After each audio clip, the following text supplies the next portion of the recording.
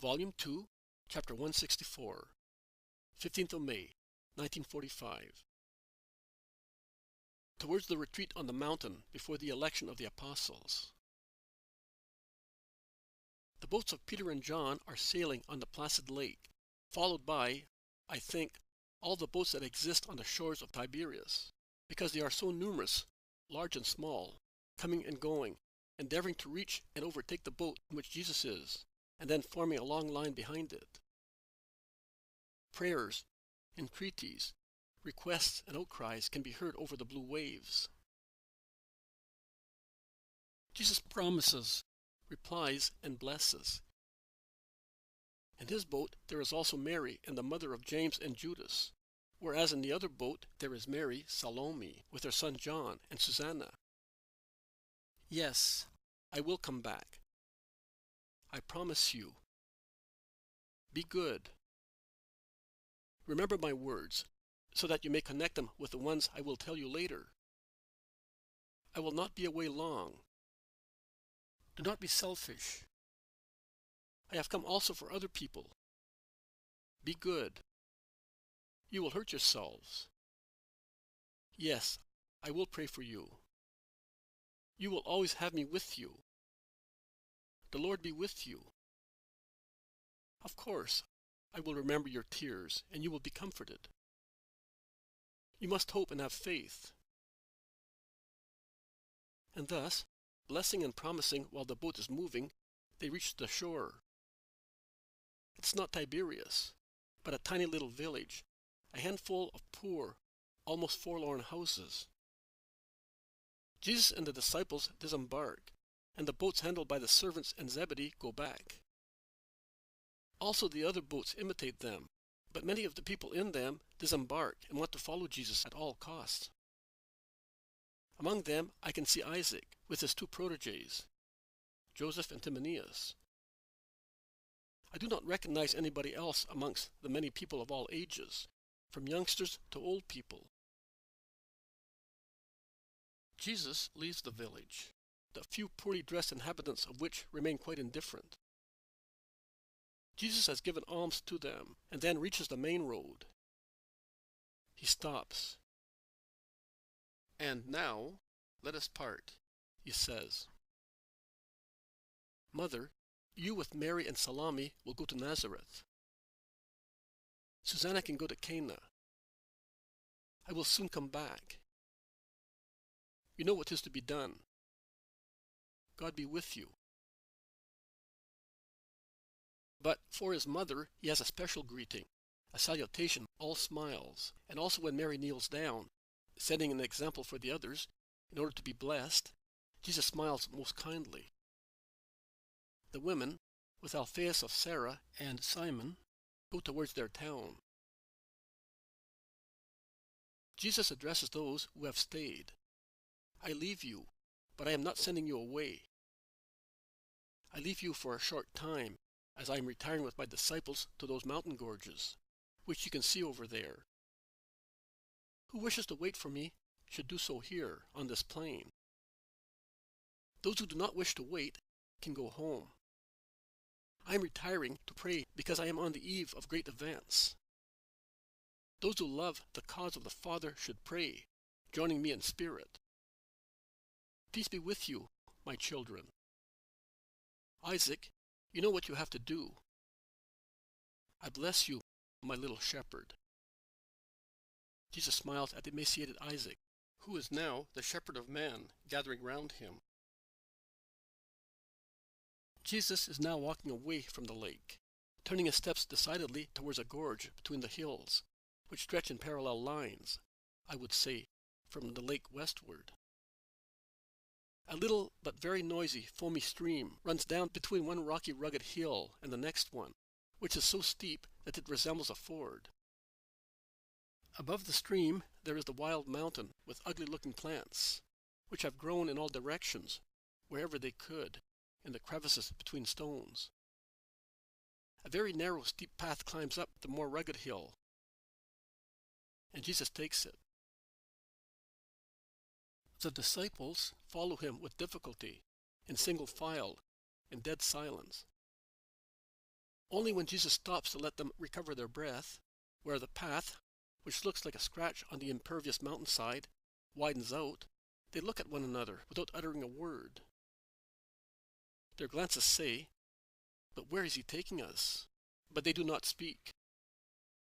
They only look at one another more and more desolately as they see Jesus resume walking up the wild gorge, with its many caves, crevices, and rocks, where it is difficult to walk, also because of the bramble and thorny bushes, which catch their clothes on all sides and scratch them and cause them to stumble and hurt their faces.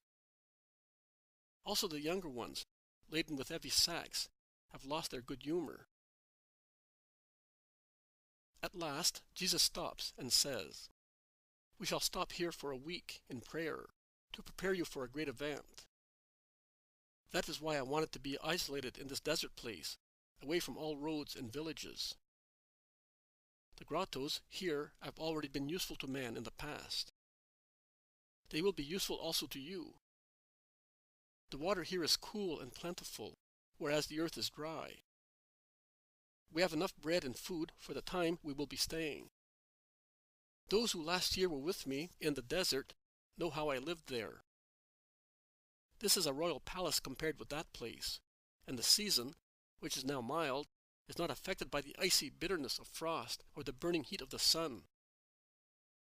You may, therefore, stay here cheerfully. Perhaps we shall never again be all together like this and all alone. This retreat must unite you, making not 12 men of you, but one only institution." Are you not saying anything? Are you not asking any questions? Lay on that rock the loads that you are carrying, and throw down the valley the other load that you have in your hearts, your humanity. I have brought you here to speak to your spirits, to nourish your spirits, to make you spiritual. I shall not speak many words. I have told you so many in approximately 1 year that I have been with you. Enough of that. If I should have to change you by means of words, I would have to keep you 10 years, 100 years, and you would still be imperfect. It is now time that I make use of you. And to make use of you, I must form you.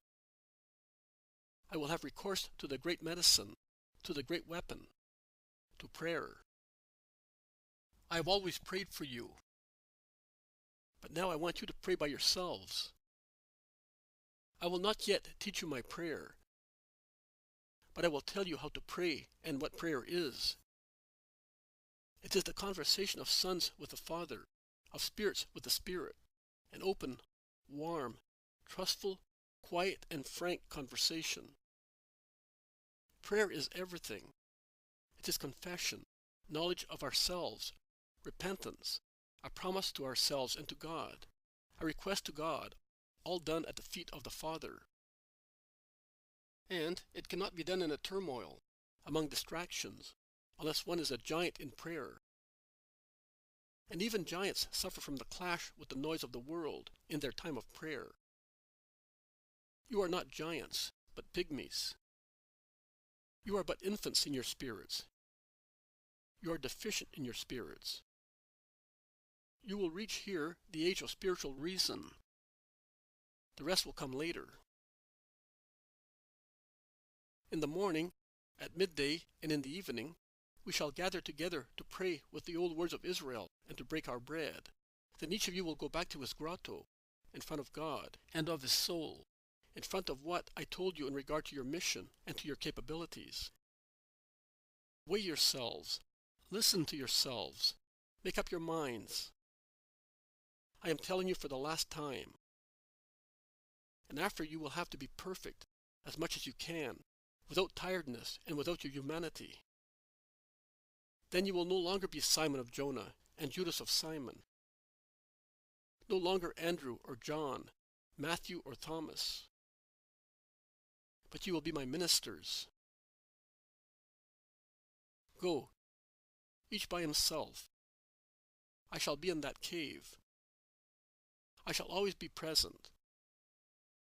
But do not come without a good reason.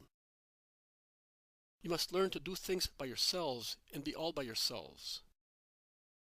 Because I solemnly tell you that a year ago we were about to become acquainted with one another, and in 2 years' time we shall be parting. Woe betide you and me if you have not learned to act by yourselves.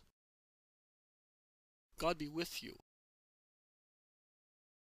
Judas, John, take the foodstuffs into my cave, that one. They must last, and I will hand them out. They are not enough, Objects someone. They are sufficient not to die. A too full stomach makes the spirit dull. I want to elevate you and not make you dead weights.